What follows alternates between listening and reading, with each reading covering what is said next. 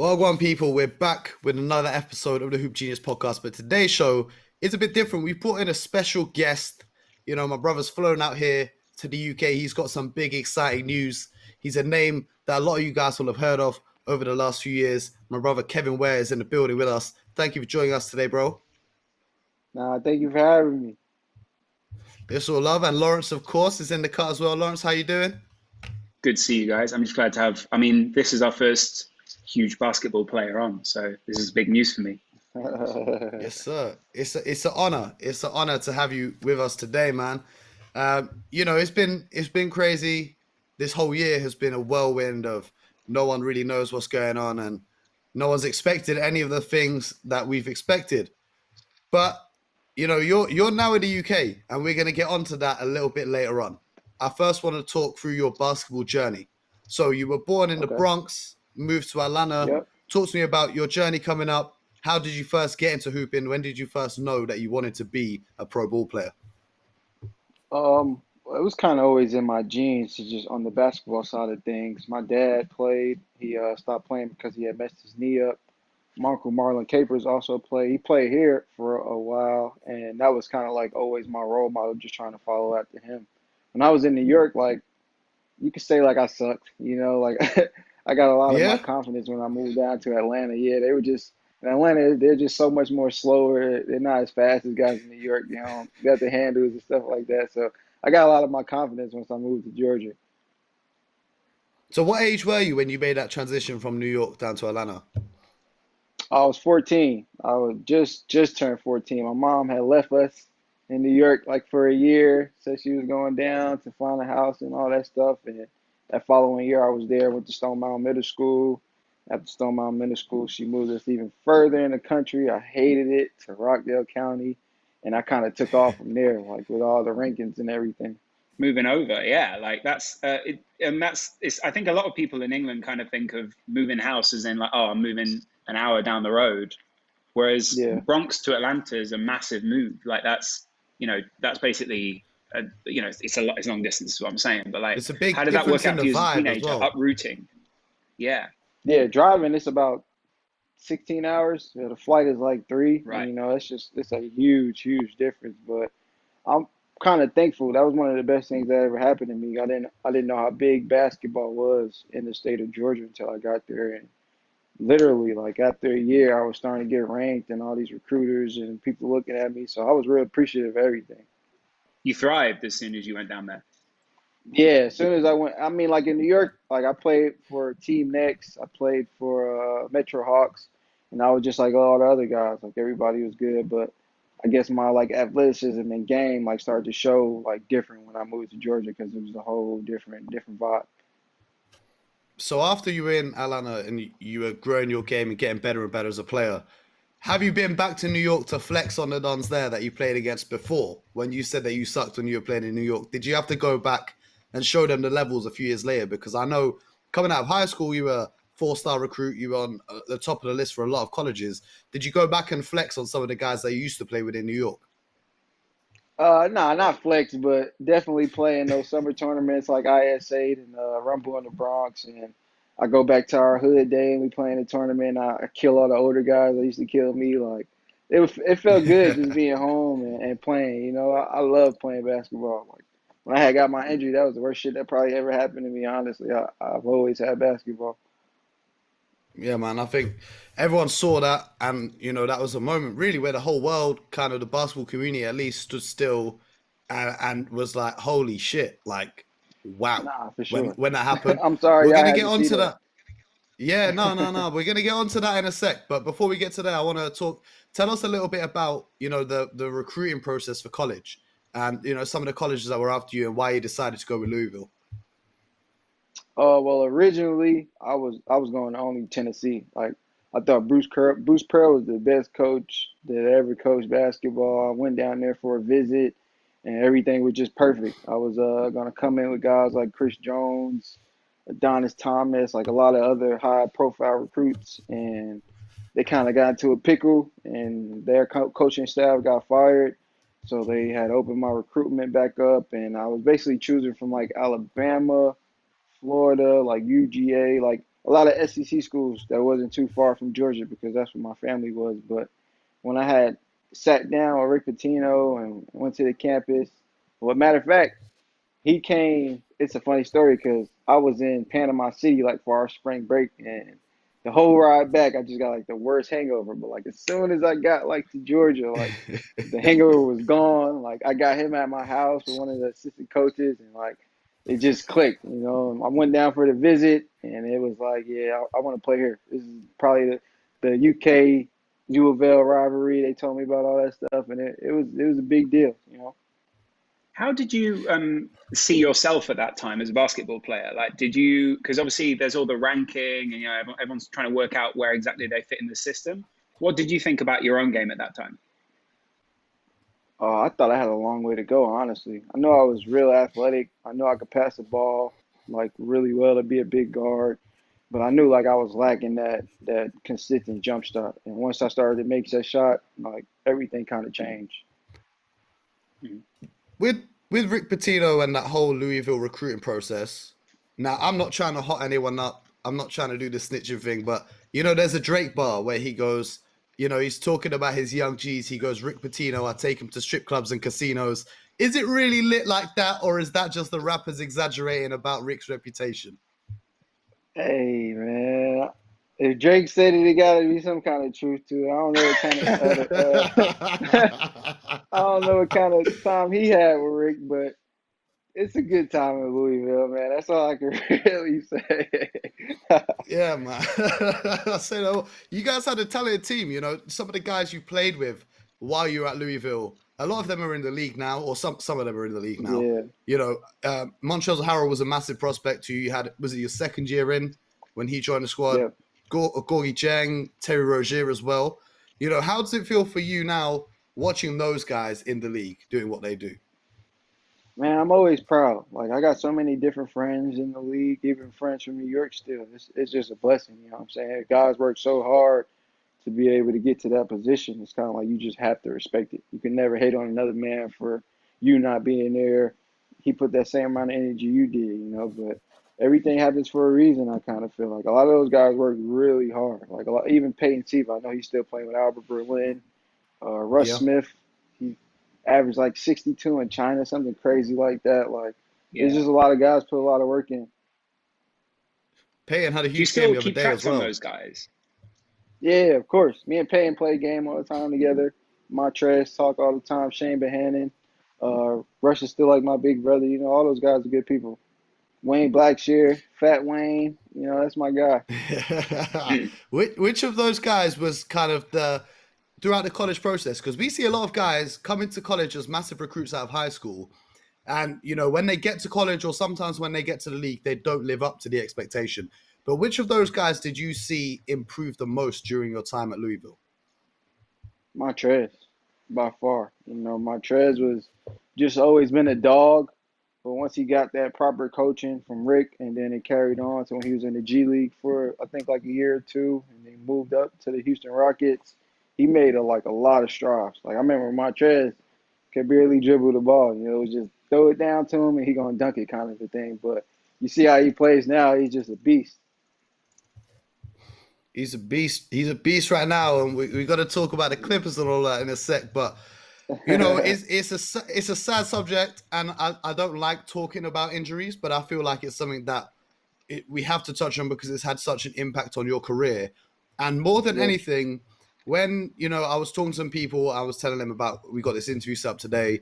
I was telling them people were shocked when they found out that you now play professional basketball and you made it back from what happened because you know to us that shows I could never do that. I'll be real, bro. I got injured when I was 17, 18 years old, and that was the end of my hoop dreams. For me, Yeah. I was done. So for you to make it back and to the level that you can now play, for me, I just got to take my hat. I'm not even wearing a hat, but I take my hat off to you right now because Nah, first of thank all, you, that's man. impressive.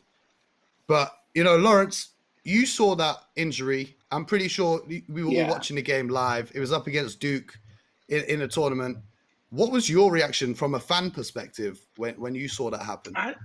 You know, it's like when you see someone get an injury, you don't want to make too much of it. And I think in that moment, it feels so definitive because it reminds it. There's a thing with basketball, right? Everyone's sitting around going, "This is a great spectacle. These guys look invincible." You know, you feel like there's a certain aura around people, and then you're reminded in a similar way to a few other people's injuries, like Paul George's injury, sort of pops in my head when I think of these kind of things as well, and even KD when his Achilles went.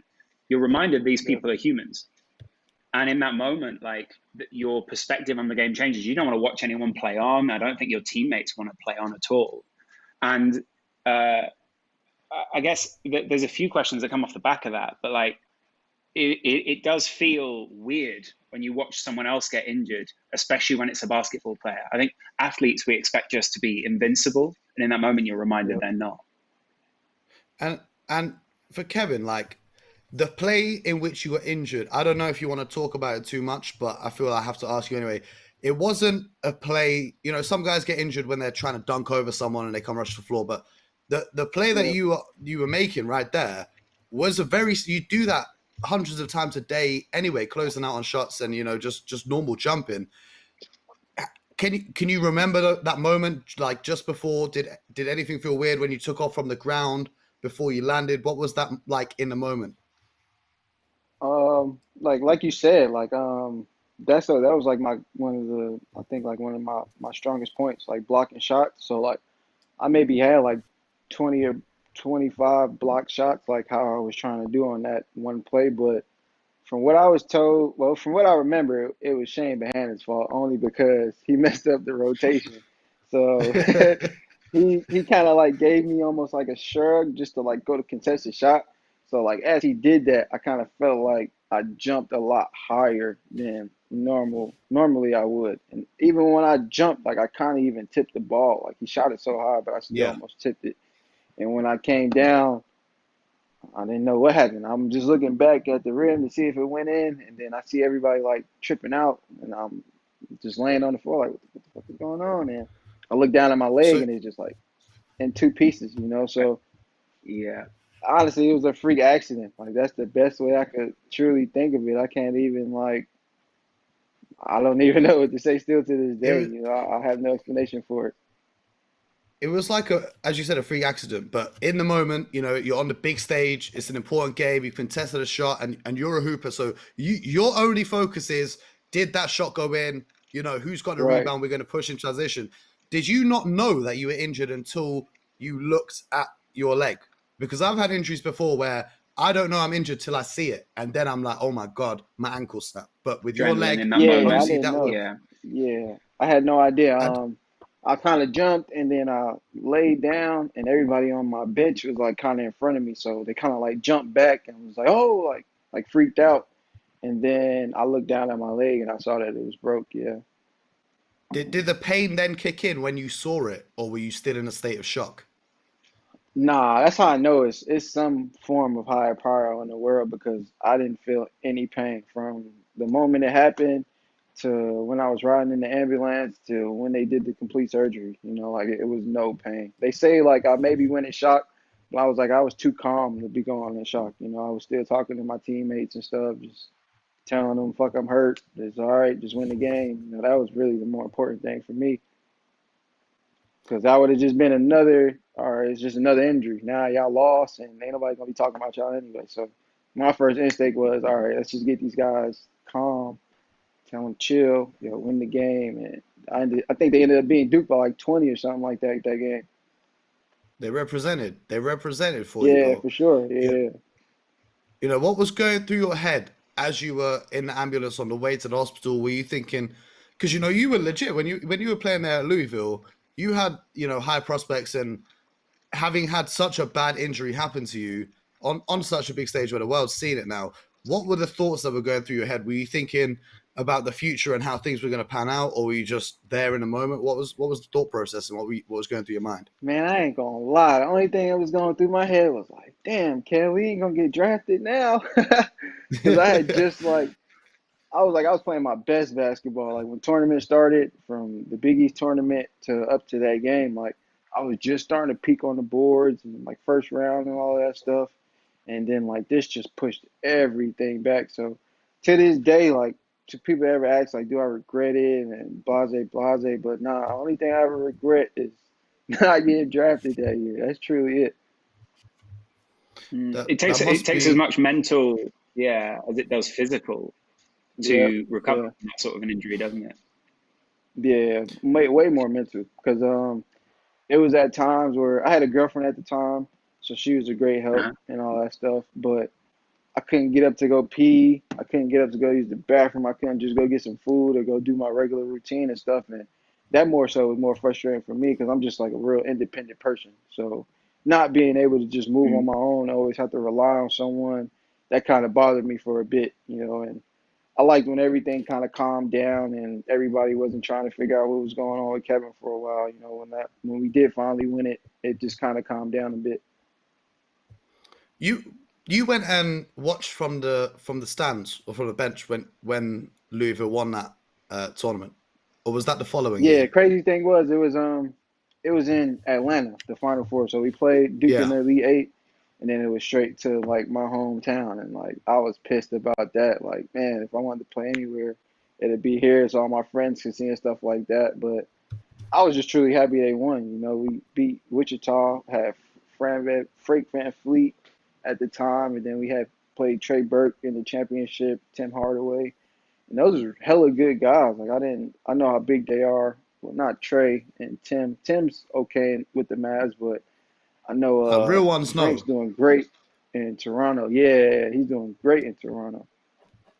Real ones know Not that Trey Frank, Burke Fred, in college Fred was Van Fleet. yes sir, he's shining right now in the bubble. Yeah, When you had your injury, you had a lot of messages from LeBron, Carmelo, Kevin Durant, and all these other NBA guys.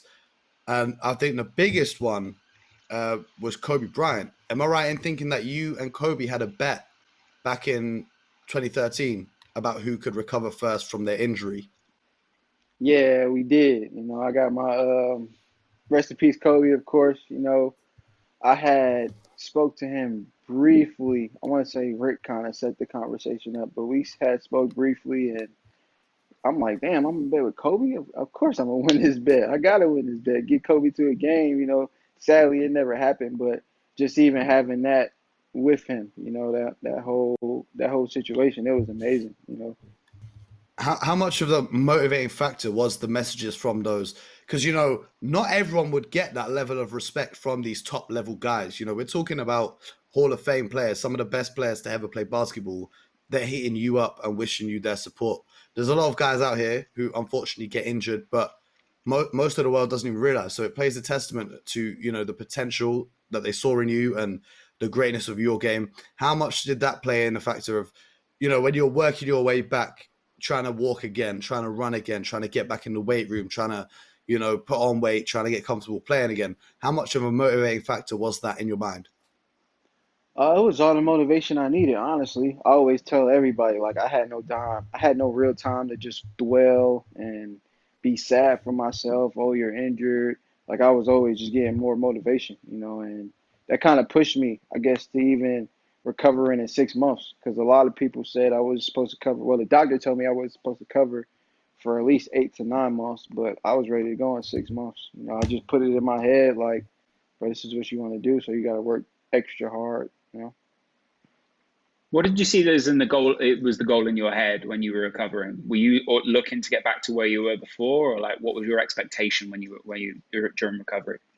To get back and even better, but it kind of took a toll only because when I was still playing in Louisville, it was still fresh. So I came back literally 6 months later. Mhm. I feel like a lot of other guys, like including the coaches, even some of my former teammates, they weren't ready for me to get back on the court. Like they were still kind of battling with what they saw. I kind of feel like because I just kind of felt like I was getting the royal treatment at that point. Like, I go in there, Right. I could fall to the ground and then, oh, everybody stop, everybody, you okay, kind of thing, like stuff like that. And I always hated that. That was truly the reason I ended up transferring because I just kind of felt like I would have to start fresh, like completely fresh. So then Right. you went to Being Georgia defined State. by that is frustrating. Yeah. Yeah, definitely. Even people coming up on the street like, oh my God, like you're Kevin Ware, like man, I'm so sorry for you. Don't be sorry for me. Like when you just said, Mm. like it's weird. Yeah. People know I'm still playing basketball. I've been playing pro the last 5 years, so Yeah. it's just it's just letting people know I'm still around. That's really all that matters to me. That I'm the basketball player, not the guy that broke his leg. So when you got to Georgia State, um, how was that in terms of the difference in culture, the difference in coaching, the difference in play style? Did they treat you in that same way you were talking about everyone giving you extra attention, or were they just treating you the same as the rest of the squad when you came in? Yeah, they were treating me like the rest of the squad, but it's like eating that roof Chris and then going to McDonald's. It's kind of like complete. It's like the I complete hear you. opposite. Just with the steak. Well, our steak was really nice at Georgia State. I can't lie about that. But just the arena and travel and things like that, it was real humbling. I kind of feel like it's what I actually needed just to get back to the basics of, bro, we here to play basketball. Let's play basketball. But I was there with some great talent like Ryan Harrell. He went to Kentucky before he transferred to Georgia State. That was like a big brother of mine when I was playing in high school and stuff. RJ Hunter that played with the Celtics. I want Yes, to say he's sir. going to just check. Let's see. We were like a real house. Like I know that Georgia State's one of those schools like where a lot of top major kids go to when they want to get a fresh start. So if I Yeah, could man. have got to Auburn with Bruce Pearl, I would have, but they wanted me to sit out of here, so I was nah. I got to get my last 2 years of play. I just wanted to play ball. And for those that That's don't know, it, RJ was a sniper coming out of that draft as well. I remember watching man. him play. I remember watching you guys play at Georgia State. He was a sniper. So coming out of college now, you went to play overseas. How come you chose the European? You started in Finland, right? And then signed with a team in the Czech Republic. But I know a lot of guys, they look at trying to make G League rosters, and some guys look at going to China or Australia. What made you pick Europe when you were coming out of there? My agent basically was telling me like we didn't get any NBA looks, so that was just like some more motivation for me, to work hard and try to get some looks because I was confused at least not getting a G League look too, like you were saying. But I hated Finland. I hated it. It was so Yeah. cold. It's a rough I transition. love Yeah, Kyle Yoki was the first team that ever gave me a chance. I'll always be grateful and thankful, but I hated Finland, man. What exactly was it? Like, I mean, it's a massive cultural difference. I mean, bigger than the Bronx to Atlanta, it's a huge cultural difference. To me, it seemed like it was only 50 people in our town. It was a donut shop and a pizza shop. The gym was at like a middle school, but it was a fair sized gym. It was just real different. And, it got dark at like 4 o'clock. It was always raining, Yeah. always gloomy. So it's like, damn, man, can I get some motivation? Mm. When you get to that part of the world, everything sort of changes, and it's so different culturally to America as well. So you're coming to the Definitely. part of Europe, which is not only does it feel like Europe, but it's like Europe, but it gets dark. Europe, but there's less things that feel fun. Like there's a lot of Yep. it's a very different culture in Finland. Was the basketball culture to match that? Like, did you notice the difference in terms of basketball coaching and even the way they play on the court? Yes, but it was a good league the year I was there. It was a really good league. I know we had a couple vets on our team that actually played for a while, but I didn't see it as like how you would look at the leagues in Greece or Turkey or something like that. I kind of looked at it Right. like just a stepping stone. Hence why you So went from Czech Finland, Republic, because the weather yeah. changes. Yeah, Sheck was, and I only went to Sheck because the coach wanted more like of a vet kind of guy, not a first year guy. So I went to Sheck and just kind of reinvented myself. I was over there getting games with like 20 points, 27 rebounds, 18 points, 15 rebounds, 7 assists, 8 assists. I was just having fun in Sheck. I kind of felt like that was more so all right, you see what it is over here in Europe, overseas life. You got your chance. Now make the most of this one. Like definitely play a lot better here, and that's all I did. Just wanted to play better. And that kind of the opportunity there to go out and completely dominate when you're on the court. You're putting up double doubles that are in the 20s. It must have done wonders for your confidence. And, because when you come back from an injury, the thought of getting injured again does linger in your mind. You see with a lot of guys, even in the NBA, if they're out with an ankle injury, for example, you notice them being less aggressive when they come back, less driving to the rim in case they land on someone and injure themselves again.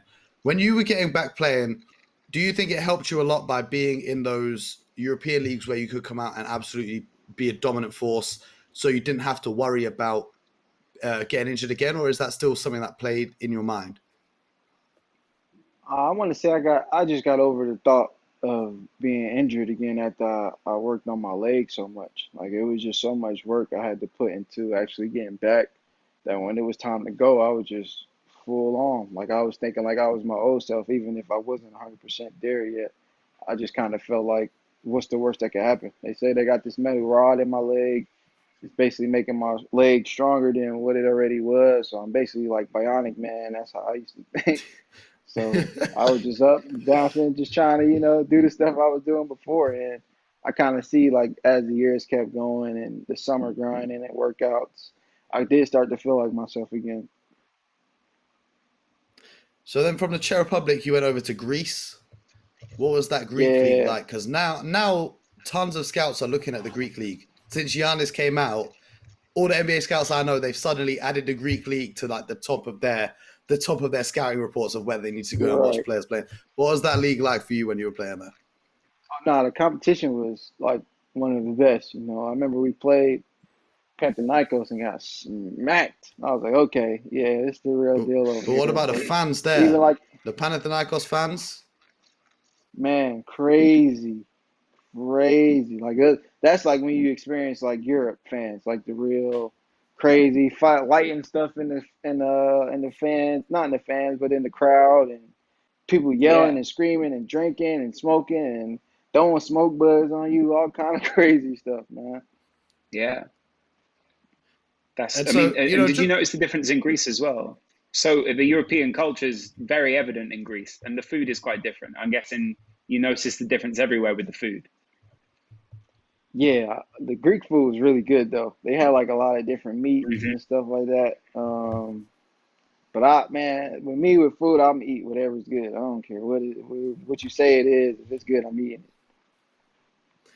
but for those that don't know, back in the States and even some guys in England who haven't been to like a EuroLeague game and that kind of thing, what's the difference in the fans, in the crowds? Because I've seen it firsthand that they're crazy in Europe. They go nuts. it. It's like a football, soccer kind of atmosphere when That's they're the in the perfect stands way to there. actually. That's the perfect way to explain a basketball game. You could look at it just like how a football game is, but it's in a closed gym. So you hear everything, you see everything. People letting firecrackers off, loud horns.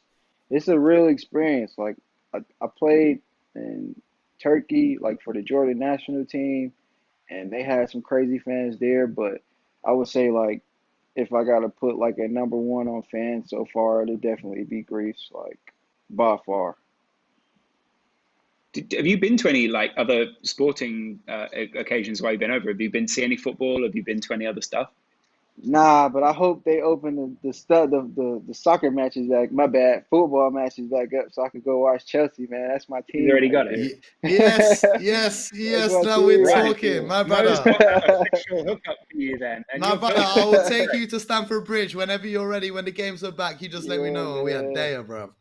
We're I gotta there. get my Don't I'll worry happily about jerseys, tease you both man. when you guys lose. Don't worry about it. It's fine. that.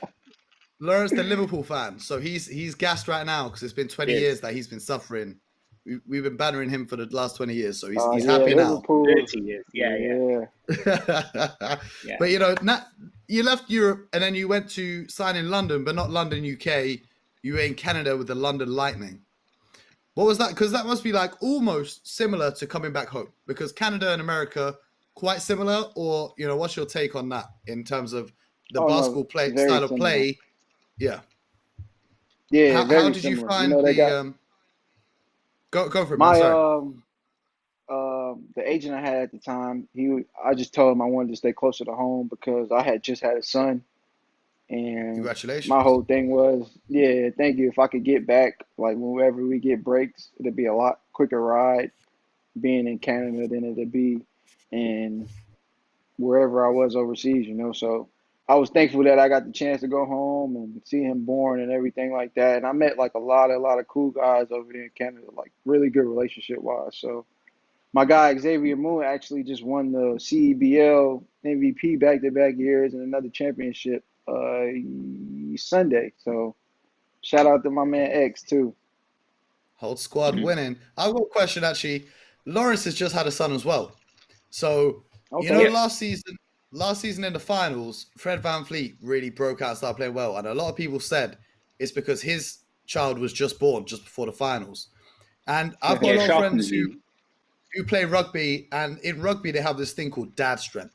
Because rugby players, when they have kids, somehow when they come back to training and back to playing, they're just much stronger than they were before. I don't know if it's a psychological thing or, an instinct thing. Did you find any difference in your strength and your play after your son was born? Is this a question to me or him, though? I can't work it out. Well, we haven't played yet because it's been lockdown, Laurence. I'm going to find out next time we play pickup if it's helped you. But I'm wondering if Kevin found any difference, because a lot of the rugby players I know and some of the hoopers I know, they've said to me that they can't explain it, but it just is random and they've just come back much stronger. Nah, I agree. I came back just like with a different confidence about myself. I guess it had to have been my son, honestly.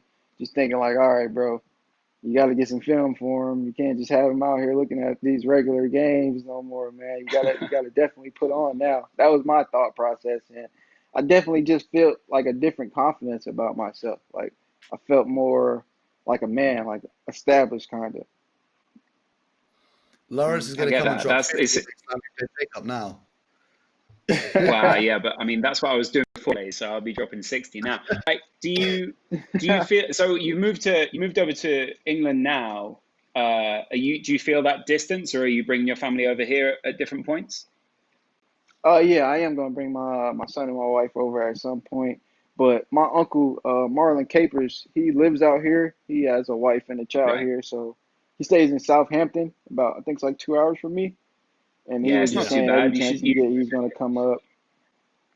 So like it's my dad's brother. So we've always had like a really good relationship. So I'm not really homesick at all. I'm more so tired more than anything, just trying to get over the jet lag. But I love it in London, man. It's like an international New York, really. Just going outside, it's the same kind of vibe.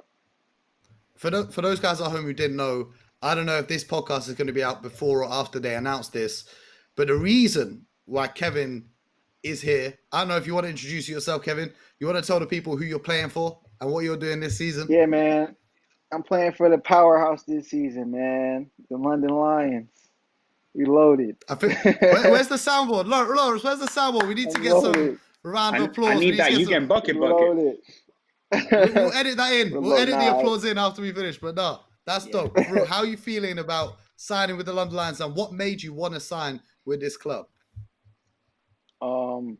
It was a no-brainer once I saw some of the talent they had, and then I just did my history with Justin and some of the guys that play here. I was like, there would be no reason for me not to come. And then the Champions League was kind of like the icing on the cake, just playing that international competition, getting that exposure that you want, depending on if I could come back here next year or if I go find a better league to play in. It's all about just bettering yourself for the following year. But ultimately, I'm just tired of being on teams where championship's not the goal. Guys got their own ulterior motives, and it's not a championship. I got a chance to win 4 cups, like 4 finals, or I forgot they're called cups here, right? Yeah. Trophies, championships, however you want to call them. Yeah, I got a chance to win 4 championships in 1 year. You can't ever beat that. So my mind has always been, ever since I was in college, man, just let's win championships. Everybody gets the recognition when everybody wins. The loser only looks good to a point. Everybody doesn't want the loser. They've gone all money in, the London Lions, this season. They've got a big investment team that took over during the off-season. Is it off-season now? Because it's been lockdown. Like, time has not been real anymore. Like, the season finished and been off-season for however many months. Yeah, it doesn't count. Yeah. I guess but they've got all money technically in. So preseason. Yeah. So they've signed you yourself, DeAndre Liggins, who had some time in the NBA. They've also got Justin Robinson, who, you know, for every kid growing up in the UK, that's an icon right there in terms of being a point guard who can do it all on the court. What are your expectations for this squad? Are you cold. trying for real? Justin for is real. cold. Hey, from first day I saw it. I'm like, oh yeah, I'm gonna like playing with him. I know it. What are your expectations then? Are you trying to win all 4 of these trophies that you guys are going for? Because when I'm looking at squads that are played in the UK, I think this season's London Lions is going to be the most talent-stacked roster that they've had in the history of the British Basketball League. Yeah, that's the only thing on my mind, honestly, is how many championships we can win. I know just talking to a few of my teammates that follow like interviews and people have been saying about us, they don't understand how we're going to gel with all the talent we have, and everybody's just going to be selfish to a point. But I kind of feel the opposite just watching practice. You know, Coach Vince is kind of really putting a staple down of what we're going to do, what we're doing, and I just feel like it's going to get scary once we really start to gel. You know, we're only like 5-6 days in, and the progress we're already making is, like I said, it's scary, man. Like I don't see no teams beating us in this league, not being cocky or nothing like that, but it's just a lot of talent, like you said. There's so much talent. And the great thing about the signings is, you know, there's no one on the roster that kind of sticks out to me. You know, some teams have that guy where, you know, if he gets the ball in his hands, the ball's going to stick. And that's going to be the end of the possession. You know, you've had teammates, I'm sure, where, you know, if they catch the ball with anything less than 20 seconds on the shot clock, you may as well just go back and get on defense because they're going to just be challenged. But with like yourself and with DeAndre and with a bunch of the other guys that are on that roster, I feel like everyone kind of will find their role and do things by committee. Has that been reflected in your training session so far? Because I know you've been here for like a week now, working out in secret because they've not announced the signing. And they've just been kind of hoping that no one notices that you've been in town working out. What's it been like? How's it been working out with the guys so far? Man, it's been great. Like I said, we're doing a lot. We're picking up on a lot of stuff really fast. I kind of feel like the offense we have is going to be crazy. Like we got bigs that can shoot the ball so well. It's kind of like pick your poison. Like, do you let me get to the basket? Do you let Justin get to the basket? Do you help off of your man? You know, it's kind of like, what can you do to a point? You know, our offense is going to be fun to watch. Like you were saying, the only person I don't have a problem with the ball sticking is Justin. Justin can do whatever you want to do, man. Like he is a bucket. Yeah, but he's got that IQ as well. Like I think people sleep on how legit he really is. He's got that IQ as well. He knows how to move the rock. Laurence, what are you saying now? This is your local team. Facts. Laurence, this is your local team now. So, you know, you're gonna have to be representing every game. You're gonna have to be there. I mean, I'm open to invites. I'm just excited to see like what you're saying offense wise. I guess what I'm more interested to do is to show you around town. Now you're in London. I know all the spots. I know all the Caribbean places like you were saying before. I've got a barbecue, so I can do that for you. And then, oh yeah, my man, I'm gonna be right over there with you. Yeah, exactly. I've got the best view in London. If you need a hookup with any of the threads and stuff from London designers, I think we should make you into Mr. Brand London now. You get the London look now you're in London. Like you know, LeBron James was tweeting you before. LeBron's going to be giving you calls for style tips after this. You know, the best part. I was just telling Mo, man, I do want to model. I need to start modeling. So he said you're the guy I need to talk to. I get all those steezy pics of Mo. If you see a good photo of Mo, it's basically it's my responsibility. So, you know, if you see my gram popping, you know who's the man behind it. But the underrated aspect of you living 5 minutes away from Laurence now is that your sons have got someone to go one-on-one against in the park. You feel me? Right. They've got to get that little pick and roll combination going. You got the future of UK basketball right there as well. No, for sure. That's a good point. I'm totally down for that. I just think it's in London as well. It's a great place to bring up a kid. Like, you know, we've got a lot of parks. We've got a lot of kid-oriented stuff. I think a lot of cities in the States are quite built up. It becomes quite difficult. I think you'll really enjoy bringing up a child over here as well. It's going to be crazy. Nah, yeah, man. The way everything is now, I wouldn't have a problem being here for 5-10 years, man, playing for as long as I can. Yeah. How long is the contract that accent's going to be sick for him? For this year, it's just a 1-year deal. But I know me and Vince going to talk soon. Yes, sir. Eyes on the prize. When them championships start coming in, they're gonna have to make you the man around here. But Man, it's gonna be hella weird because if you do stick here for 5-10 years, you're gonna start picking up the slang. You're gonna start picking up the accent. You're gonna start picking up, the UK. We've got a little different sauce here. We don't dress like the Americans. We got our own styles and all of this. So, it's gonna be interesting seeing how you adapt to the life in London. hey, I'm starting to learn a couple words, man. I'm learning. I don't say them right yet, but I'm learning. Go on. What you got? What you got? I got everything, man. I'm always messing with the youths at practice. Yeah. What else? Damn, It's I hard. got It's like a hard when brain someone fart puts you on now. the spot for words. I know. It's like it's different things. It's like a little crash course. It's just the Like pronunciation. Yeah. whenever you walk in a room and you see the mandem is like your gang, your group of friends. That's the mandem. Say there, yeah? wagwan. You say wagwan. Yeah, exactly. You know Good. the vibes already. Yeah. You say, and then there's other little words. So you're talking about instead of saying there was a lot of, you say there was bare. So I'm like, Yeah, I bear. hit this party last night with the mandem. There was bare things. Bare things. Nah, hey, bro. You know what that means. I gotta address this one. I gotta address this one though, man. What's the whole taking a piss? I don't get it. Yeah, you I got don't- to know Lawrence, it for this like is your 10 bag. years or something. I feel like it sinks in. It sinks in very slowly, but Okay. it once you 'Cause get I heard it somebody and say you it. start saying it, I heard somebody say it, and I was just it like, works. "Are you It- taking a it's piss like on me?" I'm like, I get "Nah, I'm you're not taking a mocking piss on someone. you." You're mocking someone. You're disrespecting. Okay. If you say if we're talking if we're talking hoops, right, and you say to me, Mm. I think the Charlotte Hornets are going to win the chip next year, I will say, are you taking the piss, bro? Because you're clearly Okay. not serious. You're moving mad. Moving mad is how another phrase. You're moving mad means you're not right. You're outrageous right now. Okay. But we can yeah. we can give you a whole crash course on the UK slang. We can teach you how we get down over here. But Nah, I man, feel like it's only Top Boy right. is one of my favorite shows, man. I finished all Top Boy. I finished what's the other one? Blue City, I think it's called. Yeah, the one that Ratman did. Blue Story. Is it Blue Yeah. Story? Blue Yeah. Story, Story. yeah. Yeah. I seen Blue Story.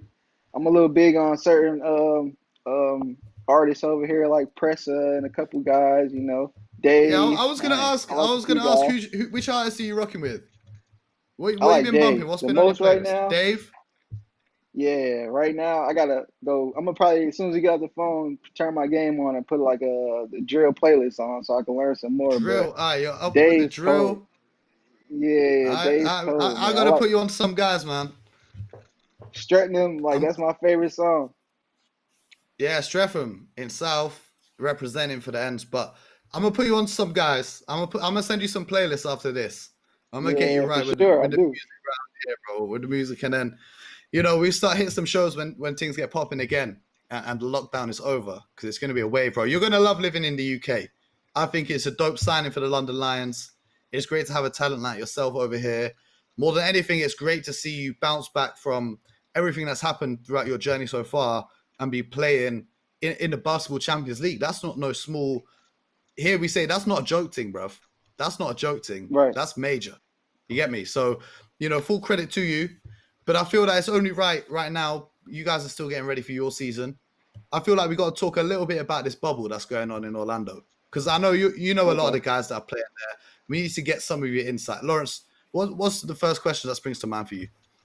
Well, I mean, who's your favorite team to watch? I just think off the top, you want to know what kind of basketball you enjoy watching. Well, I've been disappointed with my team in the bubble. The Lakers ain't been looking the best, man. I don't know. Bron just trying to wait till playoffs, but I love like the Houston Rockets. I love James Harden's game. I love Russell Westbrook. I love the Heat. I love the Celtics. I think they're going to be either or is going to be a tough matchup for Milwaukee in the finals, whoever gets that matchup. But it's kind of up in the air right now. It's like playing in AAU. I remember going to Orlando and playing in Nationals. It's kind of like that vibe over there right now. So it's really like anybody could win it. Whoever just playing the best. And the way the Lakers playing right now, I don't think we're gonna make it out of the first round if we run into the Blazers. Do you not think LeBron will turn it on when it comes to the playoffs? AD's been up and down, but he's had like a 40-point game last week, and Kuzma's really been the breakout star. So you think that LeBron will just flip the switch when it gets to the playoffs? I hope so. I hope he's just resting, trying to get guys going, and he turns it back on because we all know what Braun could do, but it's when those other guys not making shots. I like Deion Waiters a lot. I like that. I think that was a great pickup. You know, he's one of the playmakers that he can actually play with the ball in his hand. I think they need to play Alex Caruso a lot more, bro. Like a lot more. Been saying the Danny Caruso needs Danny to happen. Green, man. Yeah, man. Danny Green got to go sit down. Yeah, you seen that Snoop Dogg clip talking to Danny Green? Yeah, Here's some motherfucking stuff. Like, that's LeBron it. gets you the ball. That's your one job. That's your one job, bro. You out there to do nothing else, man. Just make a couple shots. I don't like you talking about Cal Kuzma, but I hate Cal Kuzma's game, bro. Like I hate it. Like he's the most selfish Laker I've ever seen since like anybody. Like I don't get it, man. You know, it's so hard to watch sometimes. You can even hear like the coach is saying one more pass or something like on the sideline, and he just like brushes it off. You know. I think a I lot of hate. players probably see that ahead of what a fan sees, because obviously when there are Mm, normal fans watching, they just want to see a show. I guess players are looking at yeah. what they would do, how they were possible, what they want their teammate to do, and you start watching the game Mm, differently. It's interesting though to right. see how Kyle Kuzma's presented in the media, like how what a media darling as we call him in the UK. Like Yeah. people really in the Nah, States either really love him or hate him. I hate I him. call him Kuzma Kardashian. That's what I call him. Yeah. That's how. Hey, I ain't gonna lie. From when Off the you. court, hey, off the court, that man top three. He got an elite roundup. I put him right there with Ben Simmons, you know, but he got to get it together on the court. You've been putting in work. He's been putting in work. That young dog out there, man. But from when you put Man, up more Mhm. Instagram stories than points in the game, I can't respect it either. But who right. have you got then? Because That's you're a Lakers fan, but Trez is your guy. He's rolling with the Clippers. I think everyone's expecting mm, it to be a Lakers Clippers Western Conference final. Who have you got taking that and in how many games? it'll be whoever plays better in Game 7 because I kind of feel like that'll be one that definitely goes to 7. Kawhi is LeBron a and monster. And then Paul George, you know, this is the first year where he doesn't have a messed up rotator cuff in his shoulder. So both of his shoulders are good. Mhm. You got Lou Williams, you got Patrick Beverly, you got all the the Marcus Morris, you got one of the Morris brothers. Then Montrez, you know, Montrez is really gonna be the X factor, I kind of feel like. And he's been resting. He just got over there. I know he was battling with some stuff with his yeah, family. Send some it prayers was up for tough, him, but I'm just happy for him definitely. to be back in the bubble. With Trez, he's a free agent after this season ends. What do you think? Have Oh, you got he's a any Laker. insight into He gonna be a Laker if that's the case. you think he's going He'll to be a switch Laker I hope next sides? so. year. He's going to switch sides. You see, Okay. hey, you know who he represented by? Yeah, yeah, yeah. Clutch That's Right. gang Sports. right there. Yeah, Clutch Sports. You know, so who knows? That's good. That's going to be a mad dynamic because I don't think we've ever had. Well, first of all, the Clippers have never been good enough for anyone to care, but we've never had like the Mm, cross-town. Because here in the UK, we've had like players going from Chelsea to Arsenal or Arsenal to Chelsea, like mm, that kind of local. All the time. And you know, and in the NBA, the Nets were never good until recently, so no one cared, and the Clippers were never good right. until recently, so no. So this will be the first time we're seeing potentially a player switch from the Clippers just in the same arena down to the Lakers, and the dynamic Yeah, Do like you think that it means first the game. facts. same thing in the States? Oh, definitely, Because because everyone. in England, if you switch, people hate you. I mean, some people do. I mean, if you switch from like, Spurs to Chelsea or like Spurs to Arsenal, it's the worst thing you can do ever. But in the States, I feel like sometimes people switch jerseys up a lot easier than in the UK. I don't think I Trez will think, care. yeah, I don't think so either. He doesn't I seem like think the they type. will. I don't know Clipper about fans will you, hate him. but Right. are there Yeah, but I real mean, Clipper how many fans people is that? That's like 10 people. Steve Ballmer and his family. But that's an interesting take.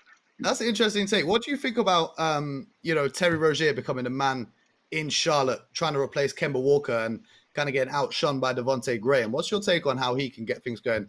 Because obviously you played together in college. So what's your take on how you can get things going in Charlotte?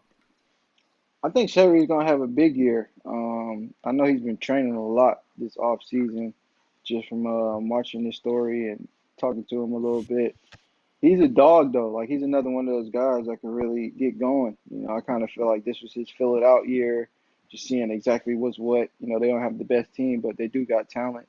But Devontae Graham, he definitely should get most improved player, if not, yeah, most improved player, honestly, in my eyes, just because of the year he had. He really took it to another level. Laurence, who you got for that? Because, you know, they had Luka nominated, and I thought Luka wants to be in the conversation for MVP, not MIP, because Luka's averaging a triple-double right now. And, you know, put some respect on that man's name. He's top 5 player in the league right now, is what I'm saying. Yeah, for Devontae, sure. your big Bam fam, and Brandon Ingram had a great year as well. Yeah, I think Brandon Ingram for me is the front runner there, only because I think enough. If you're a basketball purist, then a lot of people feel that way. But I also feel like Bam deserves a lot more recognition than he's getting for the role that he's playing for the Heat at the moment, because he just doesn't get the respect, because it doesn't seem to be a trendy thing to respect that kind of player right now. And I think actually Bam Adebayo's had a much bigger impact on the Heat and them going further down the line For sure. than maybe a Brandon Ingram's having right now. And also I think Bam has become a bit of a media personality. This is his breakout year. You kind of want to give it to those guys. And I guess the thing with Luka getting MIP is because it's like, look, we can't give you the MVP right now. At least we can give you this. Yeah, Yeah, I I kind of think feel like that's what they did to Luka. Yeah, for sure. Just put him in Exactly, different yeah. categories. it's because he's on a You bad win team. something. If his team is in the bubble, if the Hornets win the bubble, then I can see him getting a stronger shout. But, you know, the biggest surprise of the season for me is the Memphis Grizzlies. They're battling for the 8th seed. They're, you know, trying to hold on to that. They got the playing games this weekend. But your guy, your former teammate, Gorgie Jeng, is on that roster. What's your take on whether they're going to hold on for the 8th seed to make the playoffs, or is their losing streak going to continue? It's kind of tough to say. You know, a lot of those, they got a tough schedule. You know, the guys that they're playing. I saw that the Pelicans had just got knocked out. So it's going to come down to Ja being a lot more aggressive. Josh Jackson has to play a lot better. You know, they got to really try to get that 1-2 punch going. I feel like that'll really determine if they can make that push to keep it to the 8th spot. But I'll love to see the Grizzlies in there. You know, I feel like Josh should get Rookie of the Year regardless of what's what. But it's gonna come down to how they're playing at the end of the day. Who you got for MVP then? Are you Team LeBron, or are you Giannis, or are you rocking with anyone else? I'm Bron, baby. We gotta go Bron. I gotta give it to You're Bron. like, you gotta say that. We can't let Kobe down, man. We gotta bring the chip home. That's my whole thing. That's facts. So, you know, everyone that I do an interview with, I need to get their takes on this, and I need to know your all-time starting 5 from every basketball player to ever exist. Who is your all-time starting 5? I got Magic Johnson. I got T Mac. I Jeez. got Bron. Great I got choice. Bron. Great choice. For my 4, I'll probably have to go KG, Yeah, boy. Beautiful. and the Diesel. Big Shaq. Wow. So no MJ. Shaq and Hakeem. Nah, man. I love that you recognize Hakeem Olajuwon, because that's my all-time favorite center. So, Right, so you know, Hakeem or Shaq for sure. That's 5A, 5B for sure. hey, Hakeem's local in the UK as well. You know that, right? Oh, I didn't know that. Yeah, he lives out here as well. I'm gonna try to introduce you to sometime, because that'll be dope. You can learn a few tricks for when you're on that low block if you ever end up there with a mismatch. For sure, definitely. Everyone needs to add that dream shake to their bag. But Man, just Milan, even me That's against definitely that's an alternate great all-time 5. I kind of like it. Nah, it not was a many people. tough. The 2 spot is usually always the hardest for me because you got T Mac, you got Kobe, you got Brandon Roy, and honestly, at the 3, only person I really would put there besides Bron would be like Grant Hill. Like I remember watching some of the film on Grant Hill when he used to kill everybody. So that would Everyone be it, says that. you know. Everyone says that they use Grant Hill as like this film guy, that when they want to be that 3, then they're like, okay, do this. Yeah, he was a way better Scottie Pippen, basically. That's how I look at him. He could do everything, and it's just a shame injuries got him. Same with Brandon Roy, and same with T-Mac, to be honest. There's a lot of Right. players there. Yeah. T-Mac was my guy growing up. Like I was mad they couldn't get out of the first round, but T-Mac was definitely my guy. I hear that. That's same for you, right, Laurence? You were a huge T-Mac guy coming up. Massive T-Mac guy. I just feel like T-Mac doesn't get enough respect in the league anyway, because people just seem to forget what he looked like, what he did, what he brought to the court. And I also think he was unfortunate to exist at that time in basketball. It just didn't seem right. I feel like he'd be way more appreciated if he was coming through now. Exactly. I kind of feel like that with Gilbert Arenas and Allen Iverson too. Like those are some of my Agent other Zero. favorite point guards. Yeah, he's a dog. Gil was one of my favorite players back then. I just don't understand. I mean, I understand what happened. He still secured the bag, but it's sad, you know. Gil could come in the league. Gil could come in the league and score buckets on guys right now. I'll tell you that for a fact. For sure. He could come in the league right now. Sure. He'll drop the 20 piece in the next game he plays. He's a bucket getter. Now, some guys they're just walking buckets for life. But the last thing I want to ask you is, in the NBA, in the bubble, we've seen they've got the Black Lives Matter on the court. They've got different slogans on the back of their jerseys. NBA players have been using their voice massively to push this movement. Obviously, some people say it's an American thing, but it's a huge issue over here, the issue of racism within society. Are you guys at the London Lions and the BBL, are you doing anything collectively as a group to push the conversation and bring that to the forefront of things as well? I don't want to speak too much on it because I don't know exactly what they've got going on, but I remember like even just going through some of the Twitter stuff and they had things on here. But I'm super pro for everything. Racism is racism, whether you white, black, Chinese, Muslim. It's never gonna be okay. And until we get to the bottom of the main problem, the same stuff's gonna be happening. It's just like it just gets like so much more attention in America because it happens so much. Like it's normal for a black guy to get killed by a cop. And sad as that sounds, it shouldn't be normal. And I live like in southern states. So it's like a lot of racists there, like a lot of white supremacists and all that stuff. So it gets hard even wanting to raise your son around stuff like that. But just knowing that we actually got a voice now and things are getting better and some of these cops are getting acquitted for these charges, it's definitely something to look forward to. But I kind of feel like we just can't stop there because, all right, some stuff's getting good now. We got to keep pushing. They still haven't arrested the cops that killed Breonna Taylor, and that's a disgrace. I kind of feel like that's a disgrace strictly on the mayor of Kentucky. You should look at yourself as pathetic. I don't know if you got kids or not, but how could you sleep at night kind of a thing, For real. That's big facts. You just got to keep trying to push. I love what the NBA is doing. I love everything the NBA is doing. A lot of people hate it, but only the racists are going to feel uncomfortable. People that want to be on the right side is going to be on the right side. That's facts, man. And I got to give a big shout out to my guy Gats, who's been doing some stuff with Basketball England. He's taken over their social media all week. I don't know if you've seen it, but it's the first time that I've seen, or I think first time ever that Basketball England has done any anti-racist kind of agendas, put out any content of that nature. So it's crazy when you think about it that our basketball organization has never spoken about this before, but it's dope that people like Gats, people like myself, Laurence in the media are pushing this agenda. And then yourself as an athlete, as a player, as a role model for kids to look up to, you're also using your voice. So I respect and appreciate that massively because this is bigger than basketball. It's bigger than a podcast. It's bigger than anything that we do. This is changing the world as we know it. And, it's up to people like ourselves to keep pushing that message. So I salute you, my brother. And I just want to say thank you for taking the time out to join us on the show this week. Welcome to London. Thank y'all, man, so much, man. Whenever y'all want me on the show, just let me know. 100%, my brother. We're going to link up real soon. I'm going to tell you to find some of these yardie spots for the good food. Because I know in Finland and I know in Greece, the food might be good, but you weren't getting that yard food. Them ones there. Not the yard. Real. But for sure, we'll link up. We'll hear Chelsea game as well when that's back open. And thank you to everyone at home who's tuned in. Make sure you go down when it's safe and the social distancing is over.